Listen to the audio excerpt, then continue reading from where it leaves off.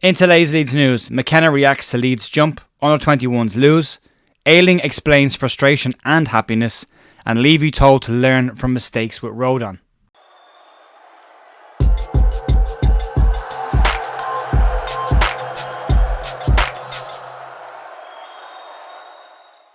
Morning folks, Jay here, Monday morning the 11th of March with your Leeds United news. Hope you all had a lovely weekend. Everything seemed to go our way at the weekend, well mostly go our way as weekends go. Pretty good one for Leeds United and a nice break now until we play Millwall on Sunday, which will be a tough game in itself, but that's a game we'll worry about towards the back end of this week. If you want to see the review from the weekend's game, I did a review on my own on Saturday morning. That is available on the channel. I'll link it at the end of this video as well if you want to check that out. You can. Just a short enough breakdown of the game. There's a little bit to get through today, not a huge amount of stuff, more reactions from the weekend and stuff that's coming out after a weekend that saw the championship table move and change just a little bit as well, and Kieran McKenna has spoken about that, so we're going to get into that. Luke Ayling has also been speaking to the Northern Echo about his time at Middlesbrough, his frustrations with Leeds United, but his overall happiness at where he is right now. And Daniel Levy's been advised by a litigation lawyer about not trying to capitalise on Joe Rodon's situation at Leeds. We'll get to that towards the back end of the video. We'll start off with Kieran McKenna though, and it's been a good weekend mostly for Leeds United that has seen Leeds move back into second place and put promotion very much back in our own hands. There is even a possibility that Leeds could go top at the weekend with Leicester playing in the FA Cup this week. It's a far cry from where we were at the start of the year when we were 17 points behind Leicester. Now in a situation where a title run is very, very possible, but we have to shake off Ipswich as well, and they ain't going away easily just yet. Anyway, McKenna has been talking about that. Leeds, as I said, beat Sheffield Wednesday at the weekend in a very good second half performance from Leeds.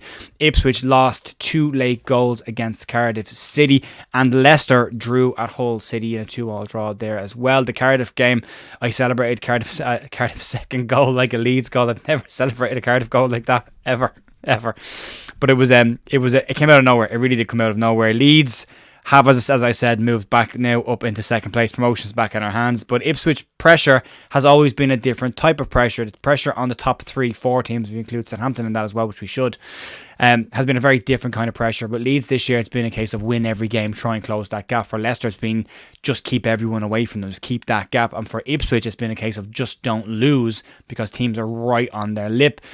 And then they went and lose. So how that pressure reacts, how the team reacts to that pressure will be interesting to see. But Kieran McKenna has now reacted to Leeds moving into second place. McKenna said that they're not thinking about the promotion race at all and are focused very much on themselves and their journey this season. Despite describing the situation as unfortunate, McKenna has said that they will focus on Sheffield Wednesday and they won't change their focus for what they have to do this season. They're taking it very much on a game-by-game basis, very similar to how Daniel Farke has been taking it. Ipswich will have Sheffield Wednesday next Saturday in a game that we'll see Ian Poveda come back in for Sheffield Wednesday and hopefully do Leeds a favour and take another couple of points off Ipswich if they can. Leeds will have to do their work on Sunday against Millwall. It's an interesting one. McKenna quite relaxed about it. We've seen Daniel Farke with defeats this year, quite relaxed about things. We've seen the opposite from Maresca at Leicester, who's been quite animated and quite frustrated when they've lost games, and you've seen the same from Russell Martin at Southampton when the wheels look like they wobbled off a little bit, getting pretty animated and pretty frustrated, refusing to shake players' hands on the pitch as well, and having a lot of arguments with officials. It's going to be interesting to see how the managers carry themselves towards the end of the season as well as the players. We're into the run now, 9 games left. We are very much into the run. We come past the weekend's game against Millwall. We've got a small international break, and then we are very much into the thick of it again. So how the managers react and how the players react, Daniel Farke has kept Leeds pretty calm. As I said before, if the Huddersfield game was Leeds wobble, I'll take that all year. Don Goodman reckons Leeds can go all unbeaten to the end of the season. I still think points will be dropped between now and the end of the season. Not saying defeats, but I think points will be dropped by all the teams around us, including ourselves, between now and the end of the season. But if they can go unbeaten, that'll be a hell of a job. If Leeds go unbeaten the rest of the season, I think there's a very strong chance they win the league. If Leeds don't go unbeaten the rest of the season, then I think second place is very much there. But I still think, no matter what happens this year, Leeds will go up. I do. I believe it. Moving on, let's talk about the under-21s who unfortunately went out to a 2-0 defeat at the weekend to Norwich City at home. This is another inconsistent type of performance, but you're going to see that between now and the end of the season for the under-21s. as I said, to mould the under-18 team from this year and give more debuts to them as they use it as a proving ground, I suppose, between now and the end of the season to see where the squad is. There's no relegation in the new look Premier League under-21 table, so Leeds are okay in that situation, so they can kind of try things around at this point now. Next year will be very much a big rebuild season for Leeds. We've seen rumours of players coming in already. We've seen some of the under-18s who've been very good this year already step up to under-21, so I wouldn't be reading too much into their results at the moment, more so the performances and how these young players are adapting to playing at a higher level. Moving on, let's talk about a more experienced player with Leeds United whose career is probably coming to an end at Leeds, and that's Luke Ayling. He has been speaking with the Northern Echo around the frustrations that he was experiencing at Leeds United, and now his new lease of life since he's moved to Middlesbrough. On being replaced by Archie Gray, Luke Ayling has basically said that it was quite clear that he was beginning to become frustrated at the lack of minutes and his lack of game times.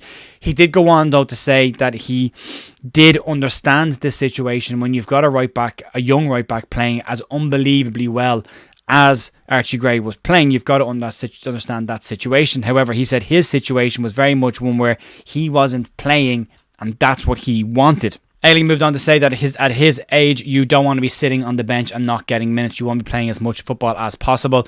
He loves playing, and this is his focus, and that's what he wants to do. And he's just glad that he's found himself another big club where he can do that at, and is going reasonably well for him so far. He did clock up an assist at the weekend as well, and has been doing okay for them. He's been starting most of their games. He's been withdrawn, I think, when they've had to change their system slightly to be more attacking, but he's very much enjoying what he is doing at Middlesbrough so far this season. You would imagine a permanent contract would be there for him at the end of this season, one way or the other with Leeds' situation. It looks like Ayling's time at Leeds will come to an end, but the frustration is an understandable one. You're at that age where you're kind of at that point where you're like, I need to play because I keep showing people that I've got value. But at the same time, you've got clubs like Leeds who are looking at bringing fresh players through. So you can understand the frustration, but it's good for him that he got out and got another team.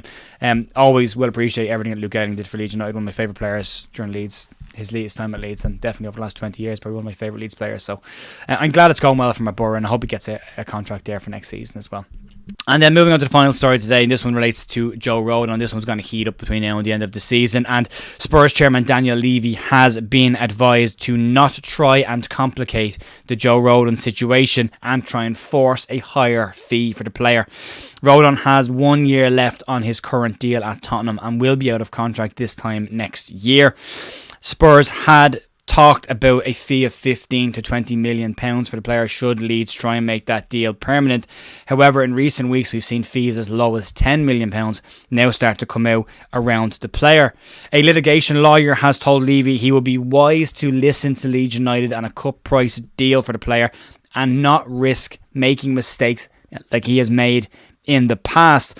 A litigation lawyer by the name of John Wenham has been speaking to Spurs News, and he said that Spurs need to focus very much on a rebuild of their squad this season, and they shouldn't try and get into the nitty gritty of trying to force a few extra quid from Leeds United for Joe Rodon. He believes that if Leeds do get promoted, Spurs would accept a fee of between 10 and 13 million. In fact, he goes on to say, should Leeds get promoted, they should accept a fee of between 10 to 13 million, believing that it is a higher fee than Spurs would have received last season after Joe Rodon's loan at Stade Rennes, which was described by the litigation lawyer as an unsuccessful loan period, and the fee that Leeds will pay for him now will be significantly higher than anyone would have paid for him this time last season. Spurs did try to get £15 million out of Leeds in the summer for a permanent deal. Leeds said no. Leeds went back in with a loan offer. Spurs said yes. Situation they're in at the moment now is Spurs are very much rebuilding that team. They've already brought in two centre-backs since Joe Rodon has left, and it would be very unlikely to see Joe Rodon have a career there. Seems very, very happy at Leeds. Leeds want to keep him. Rodon wants to stay. It will depend on promotion, first and foremost, but John Wenham saying that Spurs should accept a cut price deal for the player and get some money in for a player and not do what they've done in the past. And he basically finishes by saying that Daniel Levy will have to have learned from previous mistakes with players. He's lost some players for nothing. He's lost some players from really cut price deals by trying to force bigger money out of teams. Teams are willing to wait. I think Leeds would be willing to wait as well. I think if Leeds got offered a silly amount of money for Joe Rodon, they wouldn't take it. They'd look at other options there as well. So we have to wait and see on that one. It's going to rumble on, but it will depend on promotion. You're going to start seeing an awful lot more movement, I think, in the next 3-4 weeks about who's coming in and who's going out. We're going to start seeing a lot more rumours. And we're going to have to probably review our own squad if Leeds do look like they're going to get automatic promotion and see where is this squad when it gets into the Premier Division, who stays, who goes out on loan. We are planning on doing some content on that around the international break as well. We're also planning on doing a youth review with Jerry McDermott looking at the under-21 side and the younger underage at Leeds United as well. Myself and Andrew Dalton are also planning on doing a mental health talk. We did a big piece on it at the weekend and in the preview to the game as well. So we'll be covering something like that for one of the live streams during the international break. News will still be here. Won't be going anywhere. News will still be the news every single day. Anyway, folks, that's going to be it for me today. Massive thanks, as always, for supporting the channel. I will be back tomorrow morning with more Leeds news. Have a great rest of your day. See you then.